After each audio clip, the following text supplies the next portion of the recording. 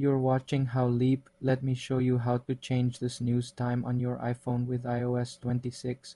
Open the clock app, tap the alarms tab, tap edit in the top left corner, select the alarm you want to modify, tap snooze. Here you can adjust the snooze duration such as 5, 10, or 15 minutes. Tap save for more simple software tutorials. Subscribe to the How Leap channel.